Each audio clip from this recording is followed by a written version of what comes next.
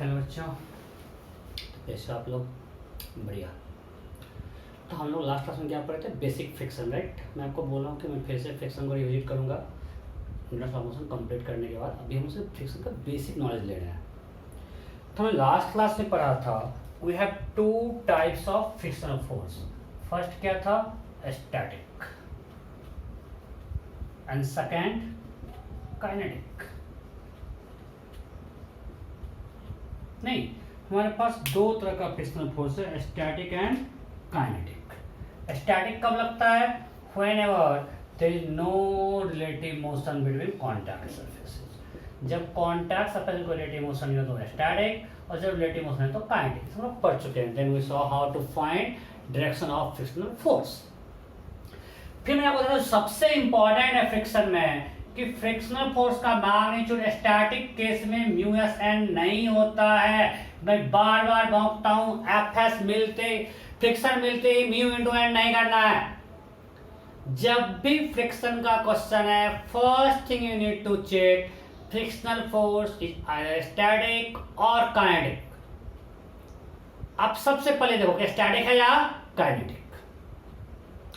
अब अगर काइनेटिक है तो no problem, it is equal to mu K into N, simple formula. But static है, it can be anything from 0 to mu S into N, where mu S is coefficient of static friction and N is normal force. जहां पे mu K coefficient of kinetic friction and N is normal force, right? Okay, so इस पे हम लोगों ने questions किया था। तो फिर आज एक क्वेश्चन से स्टार्ट करते हैं, उसको करके हम लोग फ्रिक्शन कंप्लीट कर लेंगे। बस उसी क्वेश्चन को करेंगे, फिर आगे बढ़ जाएंगे।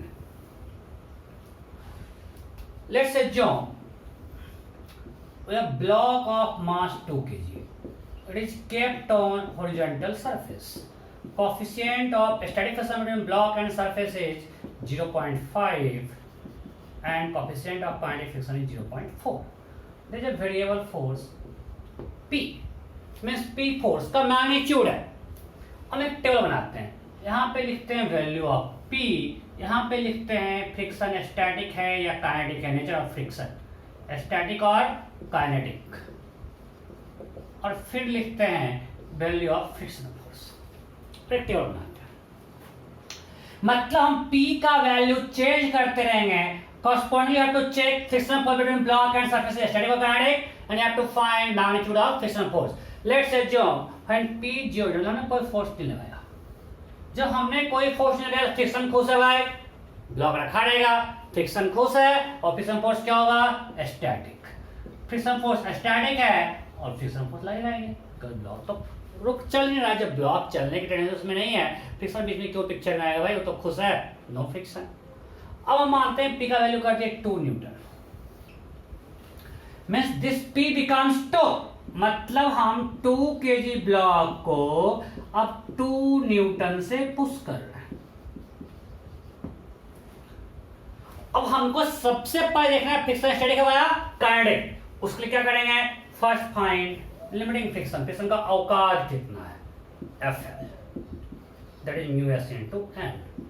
0.5 नॉर्मल सिंपल है, 20 न्यूटन। सो फ्रिक्शन का औकात 10 है और हम इसको पुश कर रहे हैं 2 न्यूटन से। सो मेरे में और फ्रिक्शन में कुश्ती हो रहा है। बोलो कौन जीतेगा? कौन जीतेगा? फ्रिक्शन। बिकॉज अभी मेरा औकात कितना है? 2 न्यूटन, ऐसा औकात कितना है? 10। सो फ्रिक्शन फोर्स ज्यादा लगेगा, मतलब उसका औकात ज्यादा है, मतलब ब्लॉक रेस्ट में है, मोशन में, रेस्ट में। अरे हम उसको धक्का देके चलाना चाह रहे हैं, बट वो फ्रिक्शन को रोकना चाह रहा है। हम चला पाएंगे क्या? नहीं चला पाएंगे। सो ये ब्लॉक रेस्ट में रहेगा, static. And to stop this block motion of block, what will be required friction force? हमने इसको 2 से पुश किया है, तो अगर इधर 2 न्यूटन लग जाए कोई डायरेक्शन में तो ब्लॉक रुक जाएगा। अगर हम इसको 2 से पुश कर रहे हैं तो to stop it we need only 2 newton. तो रिक्वायर्ड फ्रिक्शन फोर्स क्या होगा? 2 न्यूटन। सो यहाँ पे आ जाएगा 2। ये भी न्यूटन में है, ये भी न्यूटन में है। अब मानते हैं P का वैल्यू हम 4 करते हैं। सो अब मेरा पुश फोर्स है। अब मेरा पुश फोर्स कितना है? 4। So now to stop this block opposite direction में 4 न्यूटन फोर्स रिक्वायर्ड है और अवकाश इसका 10 है, तो अवकाश के अंदर है तो रोक देगा and friction force will be static. अब मानते हैं हम पुश फोर्स को 6 कर दे। सो अभी मेरा पुश फोर्स 6 है, फ्रिक्शन का अवकाश 10 है, अभी भी फ्रिक्शन जीतेगा, मेरा अवकाश 6, फ्रिक्शन का अवकाश 10, कौन जीतेगा? Friction. And to stop this block required friction is 6, so friction force will be static. Now let's assume push force is 8 newton. हम 8 न्यूटन से पुश कर रहे हैं और फ्रिक्शन का कितना है? 10। So to stop this block we need 8 newton, so friction force होगा 8 and which will be static. Am I clear? अब लगाते हैं पुश फोर्स 10। सो अब हम पुश कर रहे हैं 10 न्यूटन से। So now to stop this block we need 10 newton और अवकाश भी 10 है, तो फ्रिक्शन रोक लेगा, so it will be static and friction force will be 10।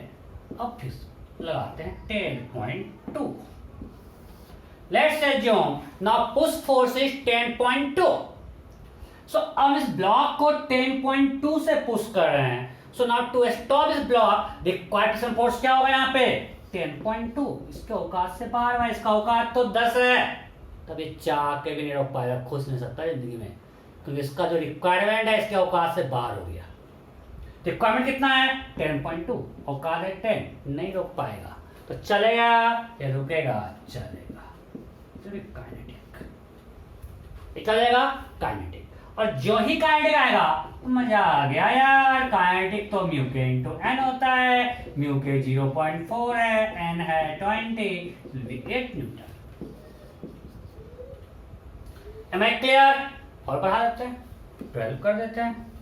अब कितना भी फोर्स लगाओ फ्रिक्शन के औकात से बाहर है, चलेगा, और काइनेटिक फ्रिक्शन कांस्टेंट होगा 8। Am I clear? तो जब तक फ्रिक्शन के औकात के अंदर था वो ब्लॉक को रोक रहा था और उस केस में स्टैटिक फ्रिक्शन फोर्स हमारे अप्लाइड फोर्स के इक्वल था। बट जब हमारा फोर्स फ्रिक्शन के औकात से बाहर हो गया, ना block will be in motion and friction force is kinetic friction force that is equal to mu K into N. Am I clear? Okay. So अगर हम ग्राफ बनाते हैं,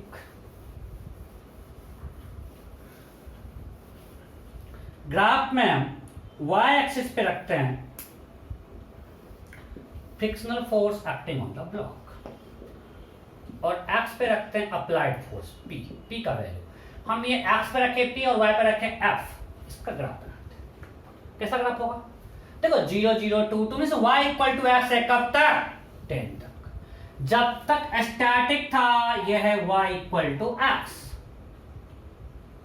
और उसके जस्ट बाद ये डाउन हो गया, मतलब P जब 10 था तो F हो गया 10 इस केस में। अब हम P को 10 से 10.0000001 भी कर दें, ब्लॉक आ जाएगा मोशन में और kinetic that will be 8 means यहां पे तुरंत निकलता है। देखो कुछ जगह आपको मिलता है कि तुरंत यहां से हमने 8 कर दिया, ये 8 और ये कांस्टेंट। बट मैं क्या बताऊं आपको, एनसीईआरटी में थोड़ा सा इसको ये किया है कर्व टाइप ऐसा, तो अगर आपको कभी स्कूल एग्जाम में पूछे तो आपको ऐसा ही करना है। एनसीईआरटी में थोड़ा सा दिया, बहुत सारे बुक में मिलता है कि जस्ट अरे कुछ नहीं 10 से 10.0001 थोड़ा कुछ गया है। मैं अगर आगे हमेशा यही यूज करूंगा कि पहले ये था और जस्ट ये हो गया, और यहाँ पे ये वैल्यू इंक्लूडेड नहीं है। जब P 10 है उस समय F कितना है? 10, उसके बाद हो गया 8, और इस समय ये वैल्यू इंक्लूडेड नहीं है, 10 के बाद 8 होगा। इनफैक्ट बिल्कुल कांस्टेंट नहीं होता है, ग्राफ कुछ ऐसा होता है। आप देखो यूनिवर्सिटी वगैरह में ऐसा कुछ किया हुआ है, रियल में कुछ तो स्मॉल वेरिएशन होता है, बट वो ऑलमोस्ट कांस्टेंट, वेरिएशन बहुत स्मॉल है इसलिए इसको कांस्टेंट। ये कितना स्लोप होगा? स्लोप कितना होगा? 1, कल y इक्वल टू x लाया ना ये, so slope 1, so this angle is 45 degree. Am I clear? अरे भाई 0 0 2 2 y इक्वल टू x नहीं है, जो मेरा अप्लाइड जो फ्रिक्शन फोर्स था, तो जब तक स्टैटिक था y इक्वल टू एक्स था, उसका कांस्टेंट हो गया। ये ग्राफ बहुत इंपॉर्टेंट है, कोई डाउट है क्या? नहीं बोलो सर कौन सही है? दोनों सही है। ये बहुत स्मॉल है, 10 से 10.00001 तक कुछ छोटा सा गैप है। मैं बता रहा हूँ एनसीईआरटी में सब दिया हुआ, doesn't matter. Clear? Okay.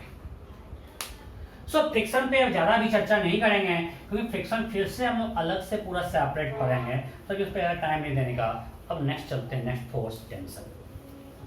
Tension tension नहीं लेता है, आसान है, परेशान नहीं होने का। टेंशन भाई, टेंशन कहां से आता है? हम रबर को ऐसे स्ट्रेच करते हैं, बोलते हैं टेंशन में आ गया। नहीं, स्ट्रिंग को ऐसे खींचे बोलते हैं टेंशन में आ गया। तो आता क्यों है? जब भी कोई भी ऑब्जेक्ट है, कोई मटेरियल है, इसके बीच, इसके मॉलिक्यूल्स के बीच में इंटरमॉलिक्यूलर अट्रैक्शन फोर्स है। ना we are trying to stretch it, हम उसका शेप साइज बिगाड़ना चाह रहे हैं भाई। इंटरमॉलिक्यूलर फोर्स चाहेगा अपना शेप और साइज मेंटेन करना, there will be restoring force, means restoring force develop होगा जो चाहेगा कि हम उसका शेप या साइज मेंटेन करें। And due to that restoring force tension comes into picture. तो टेंशन क्या है? It's a restoring force.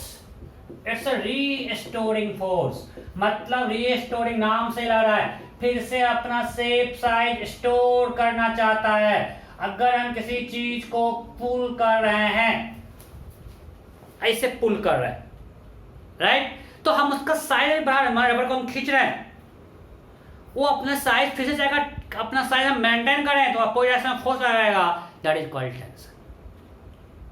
Clear? So it is restoring force. ये क्यों डेवलप हो रहा है? Due to intermolecular attraction force. मैं बोलता हूँ ऑल्सो कॉज ऑफ क्या इसका एक्शन, इलेक्ट्रोमैग्नेटिज्म। सो हम बोलते हैं ऑल्सो इलेक्ट्रोमैग्नेटिक फोर्स।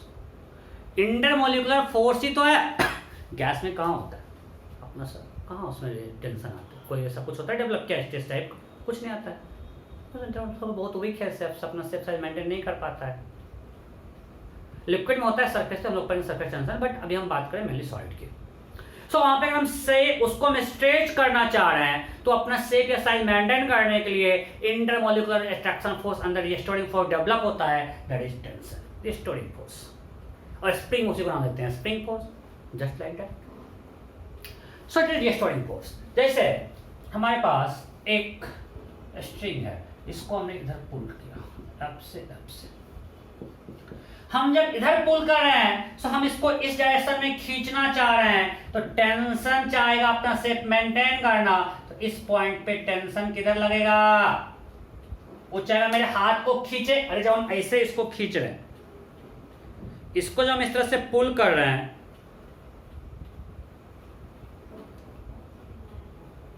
इधर पुल कर रहे हैं, तो ये चाहेगा कि हम अपना साइज मेंटेन करें, मेरे हाथ को इधर खींचेगा, इधर खींचेगा, मींस यहाँ पे टेंशन किधर होगा? यहाँ पे टेंशन इस पॉइंट पे इधर होगा, और यहाँ पे टेंशन इस पॉइंट पे इधर होगा। कोई दिक्कत? ये अपना साइज मेंटेन करना चाहेगा, सो अपना सेफ साइज मेंटेन इधर खींचेगा मेरे हाथ को। सो आप ये ध्यान रखना, एक सिंपल थंब रूल है, tension force is always pull force. Tension is always pull force. ये हमेशा पुल फोर्स होता है। टेंशन हमेशा क्या है? Pull force, always. Tension force is always pull force. कभी पुश नहीं करता, देखो किसी को रस्सी से बांध कर धक्का दे रहे हैं, क्या पागल है, हमेशा पुल करते हैं। अब देखो लोग यहाँ पे डायरेक्शन ऑफ टेंशन में कंफ्यूज रहते हैं, और मैं बताऊँ सिंपल लॉजिक है। इसको मैं इधर खींच रहा हूँ, तो पुल करना है, इसको टेंशन किधर होगा? पुल करना तो इधर होगा टेंशन। इस पॉइंट पे टेंशन किधर होगा? इधर। कोई डाउट नहीं? सो हम इधर पुल कर से टेंशन इधर है, पक्का? So tension force is always pull force. For example हमारे पास 2 ब्लॉक सिस्टम है,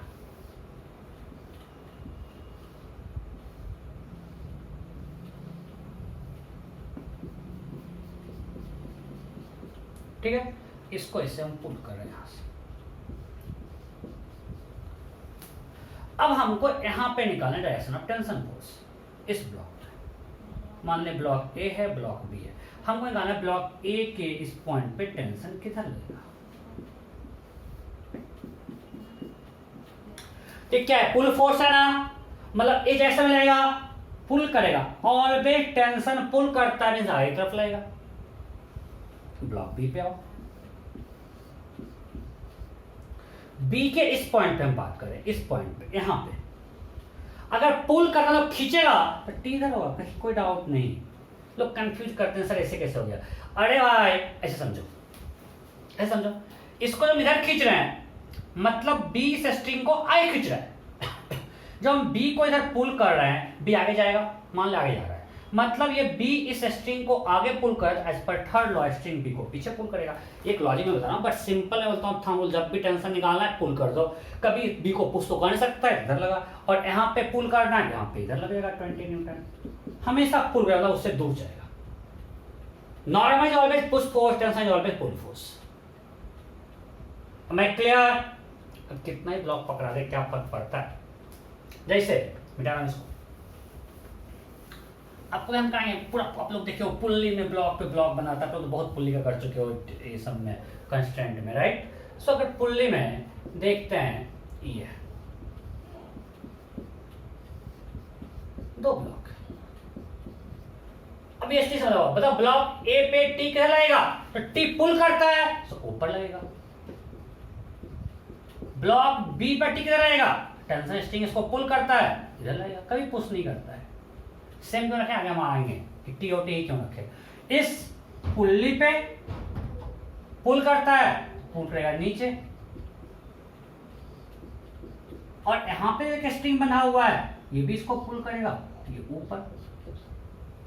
M I clear? T dash क्यों रखे हम सब आगे बताएंगे। ये बस समझ लो कि टेंशन का डायरेक्शन देखना है, मैग्नीट्यूड तो भूल जाओ। कोई दिक्कत है?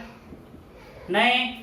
सो अब आपको कहीं भी पूछेगा डायरेक्शन ऑफ टेंशन फोर्स, आप बता सकते हो। हमने यहाँ पे 3 ब्लॉक को एक साथ टाइप कर दिया, ए बी सी, और यहाँ से खींच रहे 15 मीटर। अब हमको हर ब्लॉक पे टी का डायरेक्शन दिखाना है, मैग्नीट्यूड को भी हम भूल जाते हैं। तो ब्लॉक ए पे इधर मान ले लग गया T,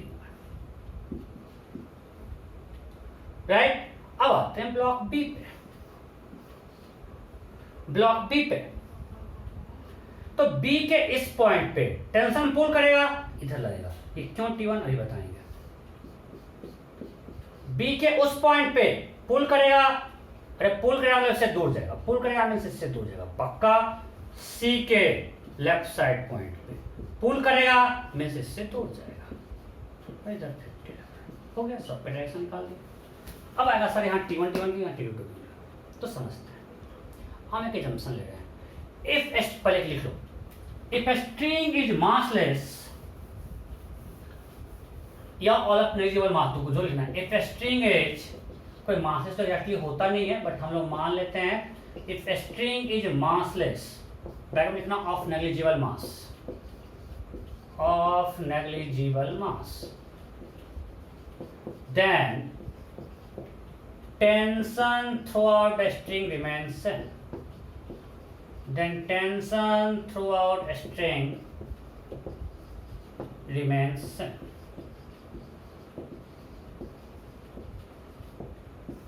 If a string is massless, means of negligible mass, then tension throughout the string remains same. मतलब एक सिंगल स्ट्रिंग के हर पॉइंट पे टेंशन सेम होगा। फॉर एग्जांपल अगर मानते हैं स्ट्रिंग 1 है, स्ट्रिंग 2 है, अगर हम बोलते हैं स्ट्रिंग मासलेस है, इसके हर पॉइंट पे टेंशन सेम है। क्यों, मैं आपको बताता हूँ।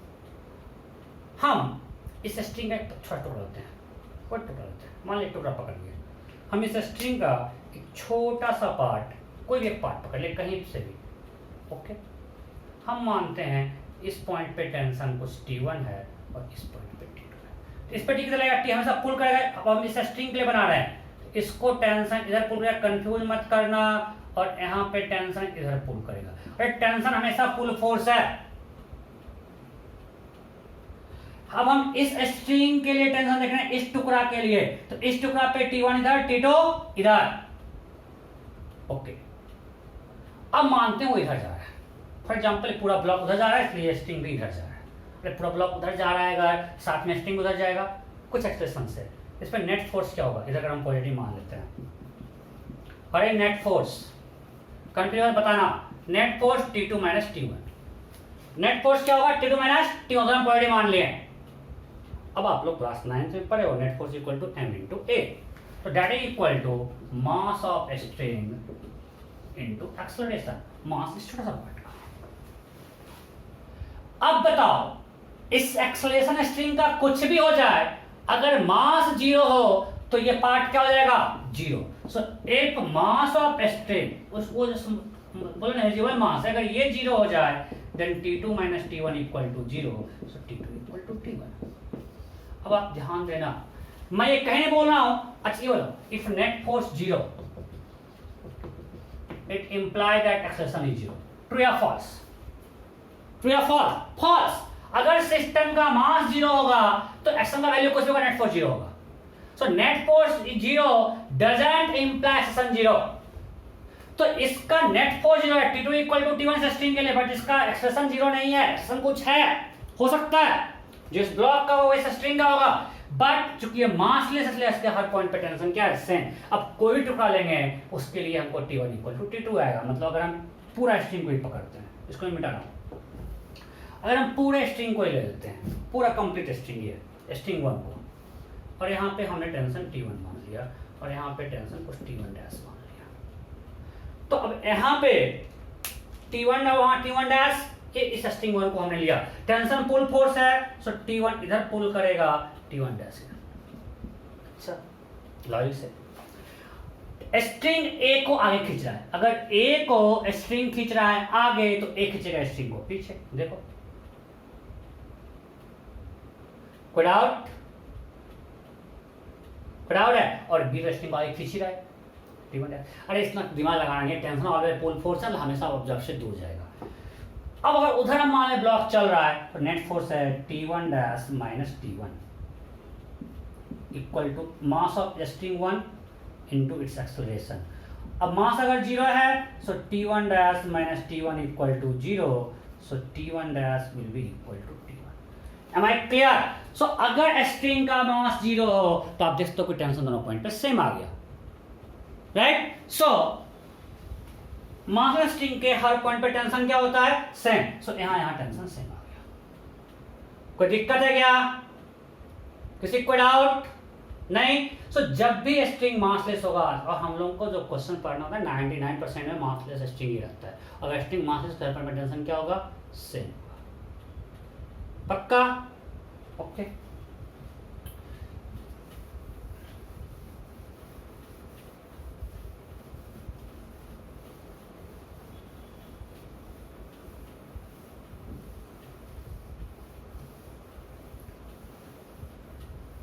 अब जैसे let's assume a block is hanging from a ceiling, block का मास 2 kg है और स्ट्रिंग मासलेस है, ये मासलेस है, तो हमको निकालना है tension at point A, point B and point C, TA, TB और TC। क्या होगा बोलो? तो जब ए पे निकालते हैं तो इस 2 kg ब्लॉक पे देखते हैं, इधर अर्थ का फोर्स लगेगा 20 और इधर लगेगा TA। 2 kg ब्लॉक पे अर्थ खींचेगा ये 20 से और ऊपर स्ट्रिंग खींच रहा है TA से, उसकी ब्लॉक रेस्ट में हैंग कर रहा है, सो नेट फोर्स क्या होगा? 0। So TA minus 20 equal to 0, so T at A equal to 20, so T आ गया 20। Am I clear? अब चूंकि स्ट्रिंग मासलेस है तो हर पॉइंट पे टेंशन सेम होगा, और ये लॉजिकल है भाई। अगर हम बी पे देखते हैं, जहां पे टेंशन निकाला वहां पे कट कर लो, हमको बी पे निकालना है, हमने इतना कट कर लिया, ये बी पॉइंट है, सो यहां लगेगा टीबी, और पूरे का मास कितना है? 2 kg ना, क्योंकि ये तो मासलेस है तो नीचे तो 20 से खींचेगा। समझ में नहीं आया? हमको जिस पॉइंट पे टेंशन था वहां पे कट कर दिया स्ट्रिंग, हमने यहाँ पे स्ट्रिंग को कट कर दिया, तो हम 2 kg प्लस ये स्ट्रिंग ले रहे हैं सिस्टम में।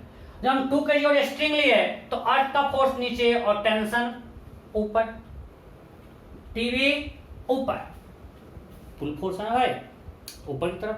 अब इस पूरे सिस्टम का मास कितना है 2 kg प्लस ये 0 2 kg है, तो अर्थ का फोर्स 20 न्यूटन। अब चूंकि रेस्ट में है so 20 minus TB equal to 0, so again TB equal to 20।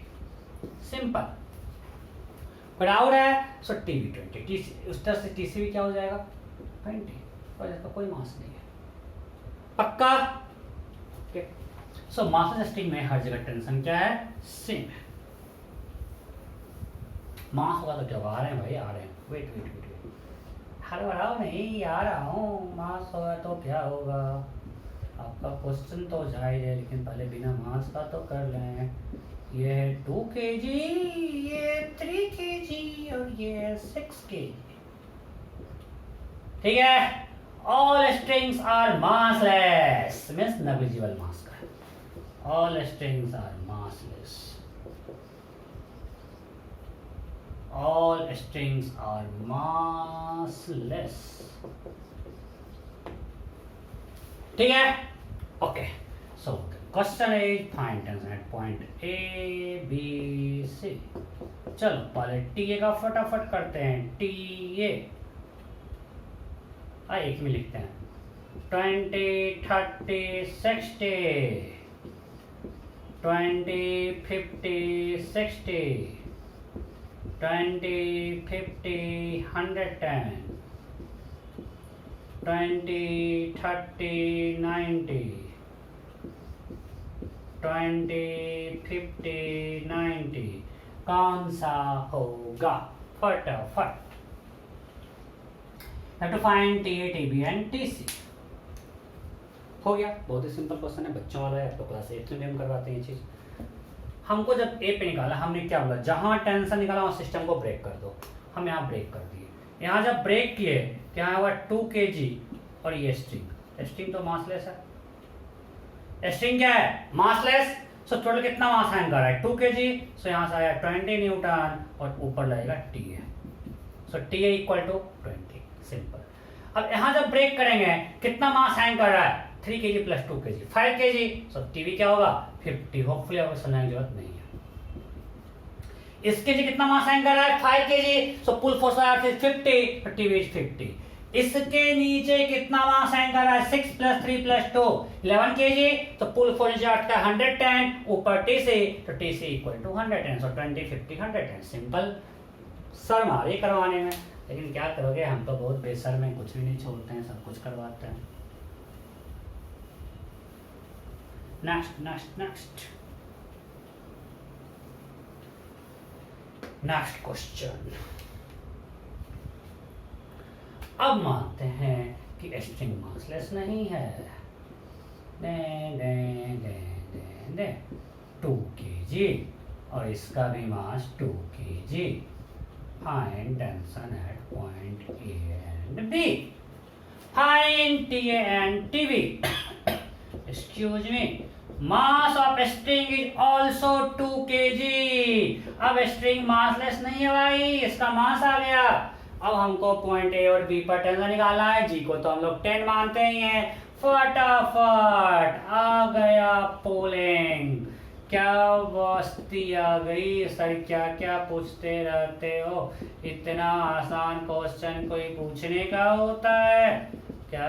भी मजाक करते हो। Chapter find T and TV.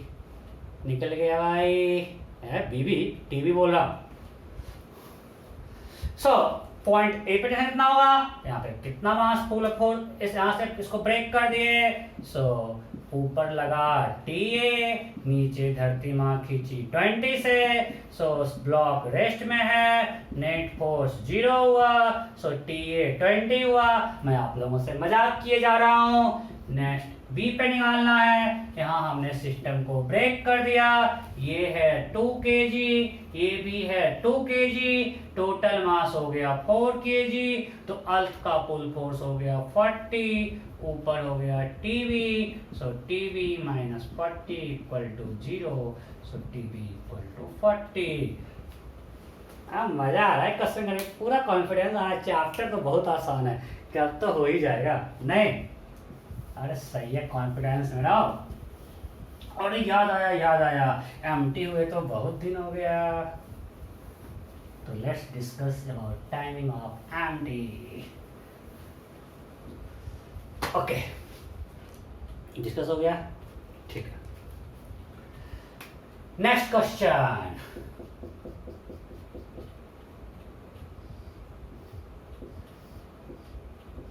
मैं जब खुश होता हूँ तो टेस्ट याद आता है। अच्छा, जब आप लोग खुश होते हो मुझे टेस्ट याद आता है, खुशी देखनी जाती है नहीं? हाँ, मैं हूँ ही कमीना। ओके, अच्छा, थैंक यू। मास ए का कितना है? 2 kg, बी का मास 4 kg, सी का मास 8 kg। अच्छा, इस स्ट्रिंग का भी कुछ मास है। सो यूनिफॉर्म स्ट्रिंग, मतलब स्ट्रिंग का मास और लेंथ क्या है? सेम। तो इस स्ट्रिंग का लेंथ है 5 metre and mass is 10 kg। ठीक है, इस स्ट्रिंग का लेंथ है 2 metre and mass is 6 kg। बहुत ही भारी भारी स्ट्रिंग लगा रहे हैं। इसका लेंथ है 4 metre and mass is 4 kg। So all strings 1, 2, 3 and have masses. Length of each string and mass have been given, and you have been given that all strings are uniform, means mass per length constant. Okay, so first question, find tension at point P. This is at 1 meter from this point. Find TP. TP निकालो. Find TP. TP equal to what? Tension at point P. फटाफट. First option 80 Newton. Second option 120 Newton. Third option 100 Newton. Fourth option 90 Newton. And note for a tension at point P. निकल गया? Okay, सो क्या करेंगे? जहां tension निकालना है वहां system को ब्रेक कर देते हैं। तो P पे ब्रेक कर दिए और अब बनाते हैं फोर्स स्टेट। कितना मास होगा यार? 4 kg, 4 मीटर का मास है, 4 kg। कितना लेंथ है? 1 मीटर। इसका मास कितना होगा? 1 kg। सर क्या मजाक कर रहे हो? ये सब क्या करवाने की चीज है? भला बिल्कुल नहीं है करवाने की चीज। इसका mass 8 kg, mass of 4 metre string will be 1 kg because length of 4 metre, length का मास 4 kg। यूनिफॉर्म स्ट्रिंग है तो मास पर लेंथ 1 kg पर मीटर है, तो 1 मीटर लेंथ मतलब 1 kg मास। सो टेंशन नीचे यहाँ पे कितना लगेगा? Pull force by earth 90। यहाँ पे क्या लगेगा? Tension at point P। So TP minus 90 equal to 0। So TP 90। बहुत ही आसान था। सो एक और करेंगे, ज़्यादा टाइम पास नहीं करने का। आप भी बोल रहे हो, हम भी बोल रहे हैं। चलो एक कोई पॉइंट R है, ये पॉइंट R है, यहां से 1 मीटर नीचे, यहां से 1 मीटर नीचे। You have to find tension at point R. Find tension at point R. Find tension at point R. Find TR. Option A 140 Newton. Option B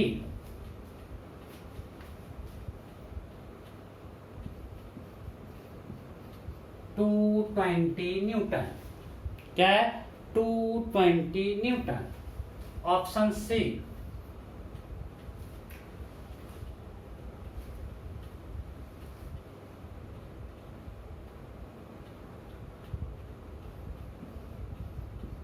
260 newton, 280 newton. Note. You have to find tension at point R. R पर tension निकालना है। निकल गया? बहुत ही simple. देखो, हम यहाँ पे ब्रेक करेंगे सिस्टम को, राइट? यहाँ सिस्टम को ब्रेक किए। ये कितना मास है? देखो 8 kg और ये कितना है? 4 kg। ये मास कितना है? 8 4 12 प्लस 4 16, 16 प्लस 6 22, 22 प्लस 2 24, 24 और ये कितना मास है? ये कितना मास है? अरे कितना लेंथ है ये? 4 मीटर। ये कितना लेंथ है? 4 मीटर। फंस गए तुम्हें जाल में ना। ये कितना लेंथ है? 4 मीटर। तो इसका मास कितना होगा? 8 केजी। 5 मीटर का 10 केजी, 2 केजी पर मीटर, तो इसका मास कितना? 8 केजी। Am I clear? कोई डाउट है? ये तो 8 KG plus 4 KG, 12 KG plus 4 KG, 16 plus 6 22 plus 2 24, 24 plus 8 32 KG है नीचे, मतलब 320 न्यूटन पुल फोर्स होगा। Am I clear? अरे भाई 10 केजी है 5 मीटर का, तो मीटर का 2 केजी यहाँ बचा हुआ, 4 मीटर तो 8 KG, 8 plus 2 10 plus 6 16 plus 4 20, 20 plus 4 24 plus 8 32 KG. तो 32 केजी नीचे हैंग कर रहा है, मतलब 320 न्यूटन होगा। Am I clear? Okay. So आपको इस तरह से टेंशन निकालना आ गया, आप लोग सीख गए हो। फिर असाइनमेंट भी करेंगे क्वेश्चन। हॉरिजॉन्टल में मास देके करेंगे, थोड़ा सा एनलम पढ़ लेते हैं, उसके बाद करेंगे, आई करवाएंगे, ठीक है? परेशान नहीं होने का, तो टेंशन पढ़ लिए। टाइम भी है कि नहीं? आप हमेशा कंप्लेन करते हो सर आप लंबा खींच देते हो, बहुत टाइम है। सो नेक्स्ट क्या है? Spring force. नेक्स्ट क्या है? Spring force.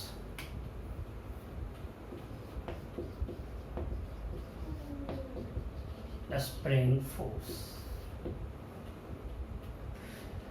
देखो सिंपल, एक ब्लॉक को जस्ट लाइक टेंशन है, कुछ नहीं है इसमें। मान लेते हैं, थोड़ा सा सोचना आसान होता है। हॉरिजॉन्टल सरफेस है, ये स्प्रिंग है, इससे एक ब्लॉक बना हुआ है, ठीक है? अब स्प्रिंग फोर्स बदलते डायरेक्शन, फिर बाद में मैग्नीट्यूड। तो स्प्रिंग फोर्स अगेन, जब हम स्प्रिंग को स्ट्रेच करेंगे तो चाहे अपना शेप रिगेन करना। अगर हम इस स्प्रिंग को ऐसे खींचेंगे, इधर खींच रहे हैं, हम इधर फोर्स लगा रहे हैं, तो अब स्प्रिंग स्ट्रेच होगा, बट ऑलवेज स्प्रिंग चाहेगा हम अपना शेप रिगेन करें। सो इस ब्लॉक पे स्प्रिंग फोर्स लगेगा, इधर लगेगा। सो स्प्रिंग फोर्स का डायरेक्शन जब भी निकालना है, समझो कि अगर हम उसको स्ट्रेच किए तो अपना शेप रिगेन करना, तो इधर भी लगाया। तो हमेशा वो चाहेगा शेप रिगेन करना। सब डायरेक्शन फोर्स देख लो। डायरेक्शन ऑफ फोर्स जब भी देखना है, आप ये देखो कि spring always try to regain its shape. इसको अपना शेप रिगेन करना है, इधर स्प्रिंग फोर्स लगेगा। हम उधर पुल कर रहे हैं, स्प्रिंग फोर्स इधर होगा। Am I clear? तो इस ब्लॉक ए पर स्प्रिंग फोर्स का डायरेक्शन इधर होगा। This is direction of spring force. कोई डाउट है? नहीं? हमेशा उससे रिगेन करना चाहिए। जैसे हम इसको मान लिया पुश करते हैं, फॉर एग्जाम्पल ये है मेरा,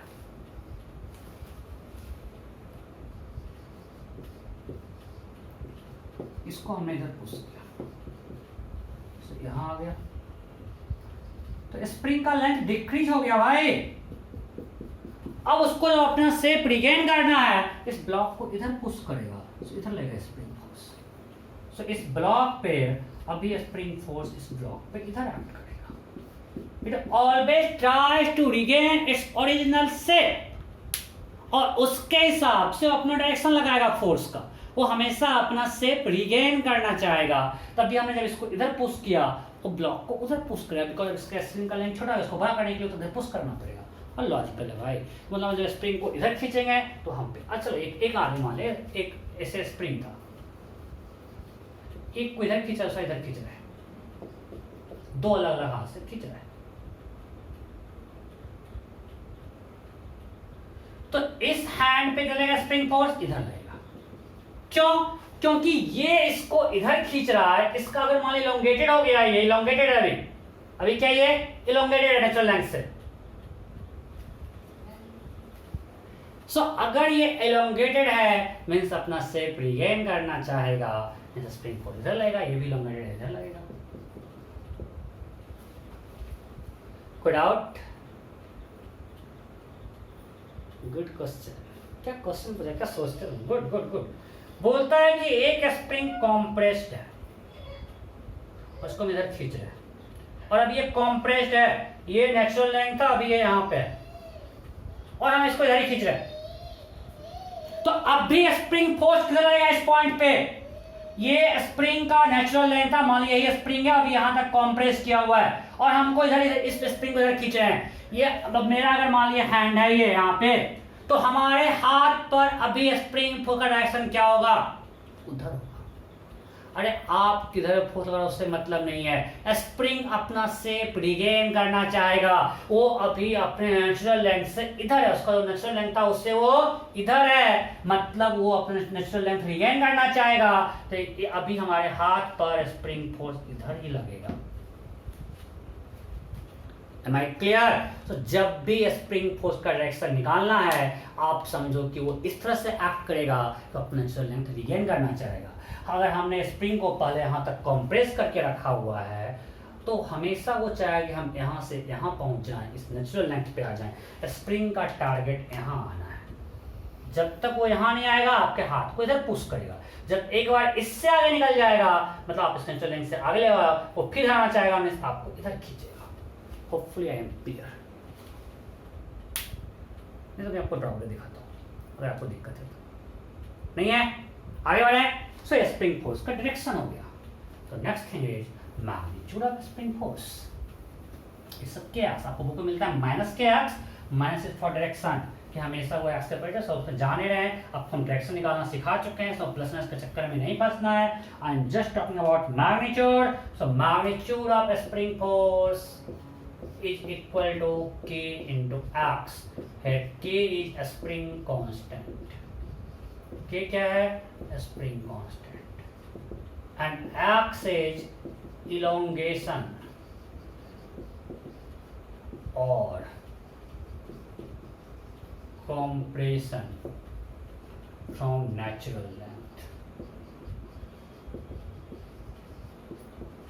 X is elongation or compression from natural length, means natural length से कितना elongate या compress हुआ। क्या spring constant property of spring आपको दिया रहता है। ये कहाँ से आप लोग पढ़ोगे? क्लास 11th में जब पढ़ोगे ना आप लोग mechanical property of material elasticity जब पढ़ोगे, वहाँ पर आपको दिखाएंगे कि स्प्रिंग कांस्टेंट आया कहाँ से। प्रॉपर्टी ऑफ स्प्रिंग है, क्या है? प्रॉपर्टी ऑफ स्प्रिंग आपको क्वेश्चन में दिया रहता है। ये कैसे आना है? आया है आपको पढ़ना है, 11th क्लास में पढ़ना, आगे पढ़ेंगे। So simple question, if k equal to 500 Newton per meter and spring is elongated by 2 centimeter, spring is elongated by 2 centimeter from its natural length,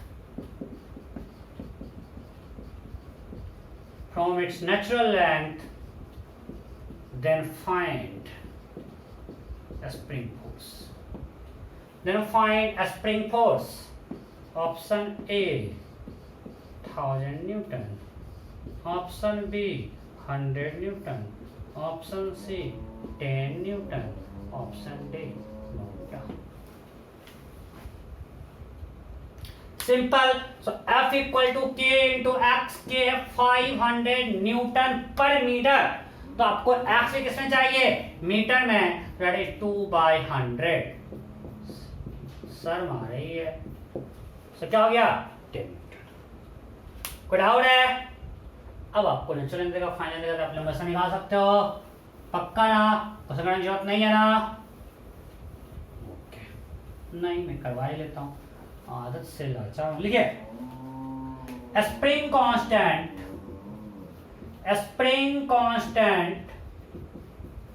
for a spring constant for a spring is 500 Newton per meter. Its natural length is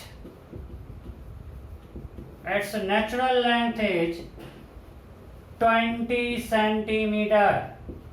Then find a spring force when its length becomes 16 centimeter. Then find a spring force when its length becomes 16 centimeter. Option A 80 Newton. Option B 20 Newton. Option C 100 Newton. Option D note. हो गया. हमको पता है spring force equal to क्या होता है, K into x. यहाँ पे एक्स क्या है, इलोंगेशन और कॉम्प्रेशन. अभी स्प्रिंग का नेचुरल लेंथ कितना था, 20.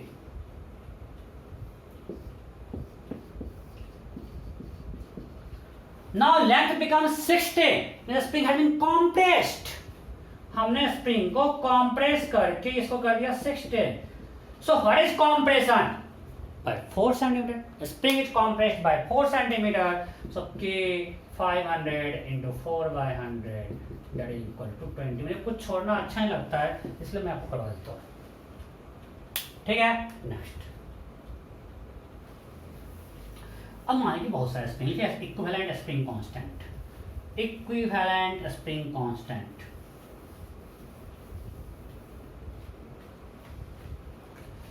Equivalent spring constant.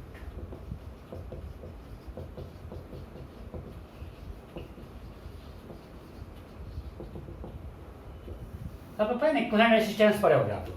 क्लास में क्या पढ़े, इक्विवेलेंट रेजिस्टेंस निकालना ना. मतलब उसमें क्या लॉजिक था कि अगर हम एक ऐसा रेजिस्टेंस क्या लें कि अगर हम उस सर्किट में सबको रिप्लेस करके सिंगल रेजिस्टेंस डालें तब भी सर्किट में कोई इफेक्ट नहीं पड़े. तो सिमिलरली पहले मानते हैं सीरीज कनेक्शन. सीरीज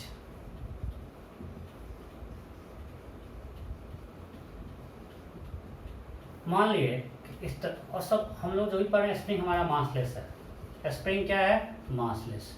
ये आप मान के चलना. और हमारे पास 3 स्प्रिंग है, K1 K2 K3. और इसको हमने ऐसे मान ली कनेक्ट कर दिया और इसको खींच रहे हैं.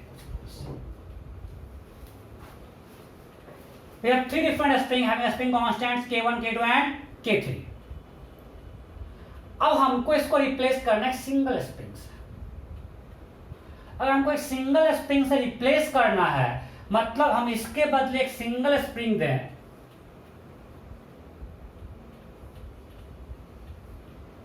और उसको जब हम सेम फोर्स से खींचे we should get same elongation.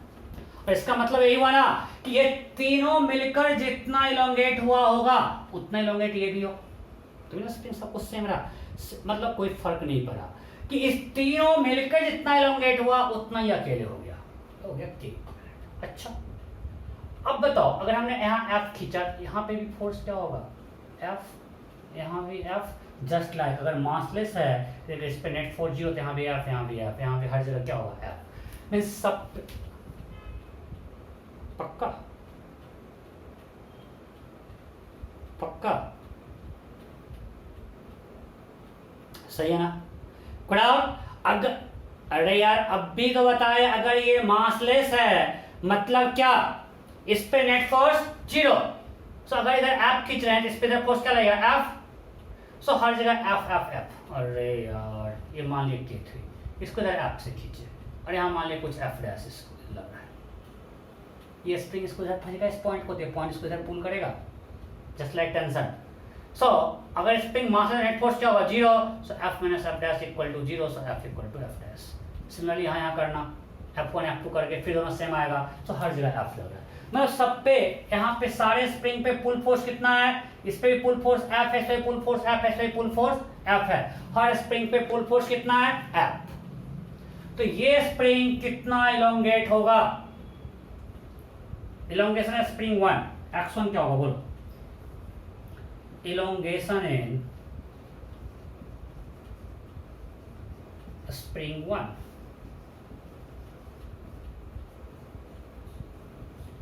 मान लिए X1 इक्वल टू क्या होगा F बाई Q1.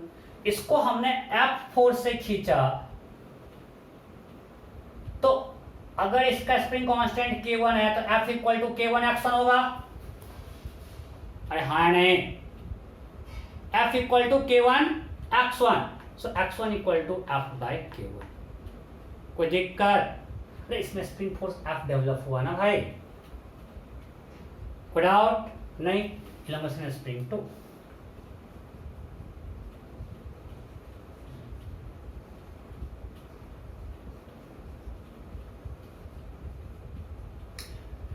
ओह देखो, इसको जब हम ऐप से खींच रहे हैं स्प्रिंग इलोंगेट होगा। जब स्प्रिंग इलोंगेट होगा इस पॉइंट को समझो, इस पॉइंट को पकड़ो।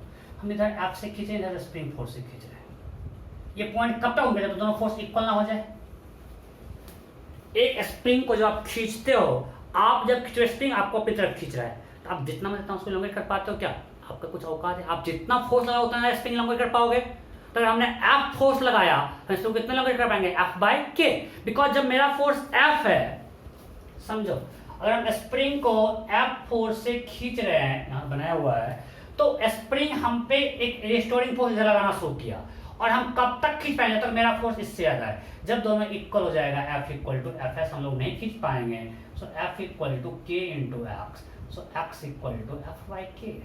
सेम थिंग मैं यहाँ पे कर रहा हूँ। इसको जब हम F से खींच रहे हैं, इसका स्प्रिंग कांस्टेंट क्यों है? कितना इलोंगेट होगा? F by K1। ये F2 कितना, सेकंड केस में कितना इलोंगेट होगा? F by K2। What will be elongation in spring 3? F by K3। Am I clear? कि हम जब उसको F से खींच रहे हैं, स्प्रिंग हमको अपनी तरफ खींच रहा है, उसने एक रिस्टोरिंग फोर्स स्प्रिंग फोर्स आया, और वो तब तक होगा जब तक कि हमारा फोर्स स्प्रिंग फोर्स से बड़ा है। जैसे जैसे इलोंगेशन बढ़ेगा, स्प्रिंग फोर्स बढ़ते रहेगा। और जब ये K3 X3 के इक्वल हो जाएगा, मतलब जब K3 into x equal to F के इक्वल हो जाएगा, मतलब स्प्रिंग फोर्स हमारा फोर्स इक्वल हो गया। अब आगे हम लोग नहीं खींच पाएंगे, then F will be F by K3। इसको जब हम खींच रहे हैं F से, ये कुछ स्प्रिंग कांस्टेंट K है, जब हम इसको इधर खींच रहे हैं, जैसे जैसे इलोंगेशन बढ़ेगा वैसे वैसे स्प्रिंग फोर्स बढ़ेगा, because F is equal to K into x. जैसे जैसे एक्स बढ़ेगा ये स्प्रिंग फोर्स बढ़ेगा, और एक समय पे जब दोनों इक्वल हो जाएगा और उसका हम लोग नहीं खींच पाएंगे, तो मैक्सिमम इलोंगेशन क्या आ गया? F by K। यही सब तो है। सॉरी, टोटल इलोंगेशन का सिस्टम थोड़े, टोटल इलोंगेशन।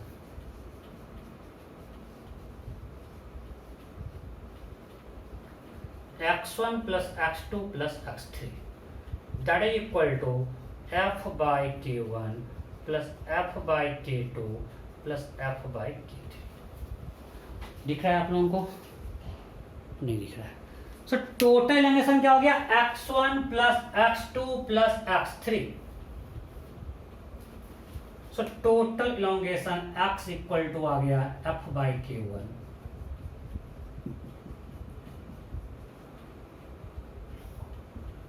और हम चाहते हैं कि इसमें भी इतना इलोंगेशन हो, that is equal to F by K equivalent. हम तो यही चाहते हैं कि जितना ये तीनों मिलकर इलोंगेट हो उतना ही अकेला इलोंगेट है, तो K इक्विवेलेंट हम बोलते हैं।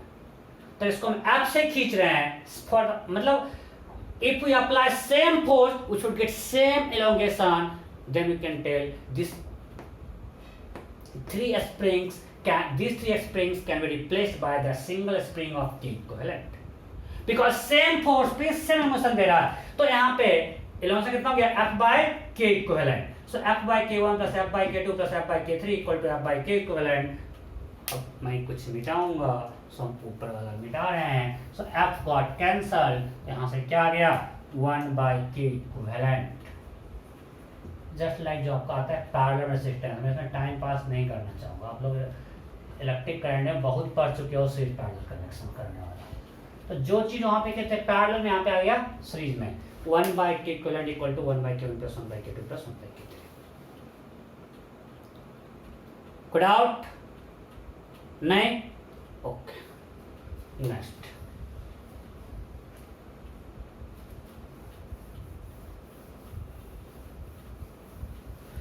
इस पे क्वेश्चन नहीं कर रहा हूँ, मैं बोल रहा है हम इसको यूज भी नहीं करते हैं, और आप लोग बहुत कर चुके हैं इलेक्ट्रिक करंट में, क्लास 10 में नहीं, जस्ट पढ़ के आओ। अब मानते हैं पैरेलल कनेक्शन। पैरेलल ये कब था? सीरीज में। पैरेलल जब स्प्रिंग पैरेलली कनेक्टेड हो, एक simple example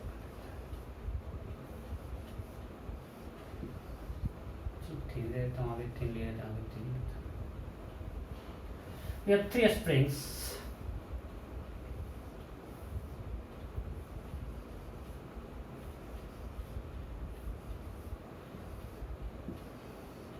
Having a spring constants K1, K2 and K3. Continue the block, then this block is pulled by force F. अब बताओ अगर तीनों स्प्रिंग ब्लॉक से कनेक्टेड है, तीनों में क्या सेम सेम नहीं होगा। अगर इसको इलोंगेट करें, अगर ये पॉइंट एक रीड बॉडी है, अगर ये मान लीजिए यहाँ से यहाँ आ गया, ये रीड बॉडी यहाँ आ गया, लेट्स एज्यूम ये पुल होके यहाँ आ गया, तो सारा पॉइंट यहाँ से यहाँ मूव किया, तो सबका इलोंगेशन सेम या अलग अलग? सबका elongation same, x x x, सबका इलोंगेशन सेम। सो अगर हम मान लिए इस पे स्प्रिंग कितना डेवलप होगा, K1 इंटू एक्स, इस पे K2 इंटू एक्स, इस पे K3 इंटू एक्स। तो अगर इस ब्लॉक का मैं कैपेबिलिटी बनाए, इधर लग रहा है फोर्स F, इधर कुछ स्प्रिंग फोर्स F1 डेवलप हुआ, इसमें कुछ F2 डेवलप हुआ, इसमें कुछ F3 डेवलप हुआ। F1 equal to K1 into x, F2 equal to K2 into x, F3 equal to K3 into x. Am I clear? हमने इस ब्लॉक को इधर से खींचा, ये सारा स्प्रिंग इलोंगेट हुआ, इसमें स्प्रिंग फोर्स होगा K1 इंटू एक्स, इसमें स्प्रिंग फोर्स डेवलप होगा K2 into X, and in this spring force will be K3 into X, right? So अगर हमारे टोटल इलोंगेशन इसमें x हुआ, means F equal to F1 plus F2 plus F3, so this is equal to K1 x plus K2x plus K3x, that is equal to K1 plus K2 plus K3 into x. Now we have to replace this whole system of springs by a single spring of K equivalent. मतलब अगर हम इससे जब force F लगाएं, इसमें relation कितना चाहिए F, so from here we can say F equal to K equivalent into X. Now from equation 1 and 2. Equivalent का मतलब होता है कि स्प्रिंग अगर हम एक स्प्रिंग दें तब भी सेम फोर्स के लिए सेम इलोंगेशन, तो इक्विवेलेंट रिप्लेस कर रहे हैं तब उतना ही फोर्स तो फिर से सेम इलोंगेशन मिल रहा है। So F equal to K equivalent into X from equation 1 and 2, from equation 1 and 2, K1 plus K2 plus K3 into X equal to K equivalent into X. So K equivalent is equal to K1 plus K2 plus K3. Mean जैसा आया था resistance में series में, summation of Ki summation of 1 by Ki, यहाँ पे बोल सकते हैं 1 by K equivalent summation of 1 by Ki, फिर K equivalent summation of Ki means resistance में जो सीरीज आया था यहाँ पे आया पैरेलल में, जो आया था पैरेलल में यहाँ पे आया सीरीज में। सिंपल है, कोई डाउट नहीं? तो सिंपल आपको हम सर के ऐसा कुछ स्क्रीन बार बार देखिए और क्लियर निकलवाएंगे, वो टाइम पास होगा। आप लोग करंट में बहुत पढ़ चुके हो, थोड़ा सा एक अलग टाइप का करते हैं, एक क्वेश्चन, ठीक है?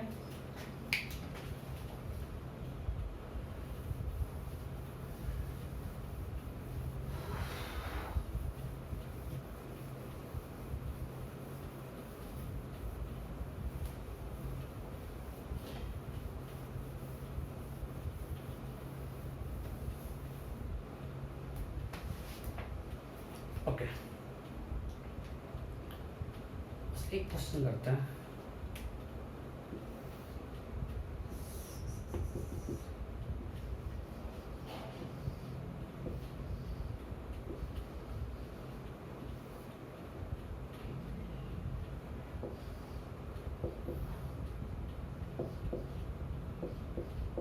दो वॉल के बीच हमने ब्लॉक को ऐसे स्प्रिंग से बांध के रखा है, ठीक है?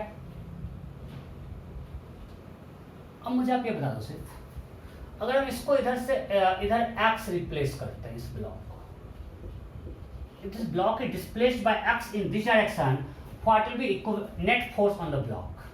यहाँ पे कोई फ्रिक्शन वगैरह नहीं है। If block is displaced by x, if block is displaced by x, find net force on the block. हमने इस ब्लॉक को उधर एक्स से डिस्प्लेस कर दिया, उस पर कितना नेट फोर्स लगेगा? Option A 0, option B kx, option C 2kx, option D NOTA. This block is displaced by x in right direction. My question is find net force acting on the block. Option A 0, option B kx, option C 2kx, option D nota. हो गया? चलो समझते हैं. इसको मैं मिटा रहा हूं. देखो, हमने ब्लॉक को एक्स से डिस्प्लेस किया, राइट? मतलब मानते हैं मेरा ब्लॉक यहां आ गया,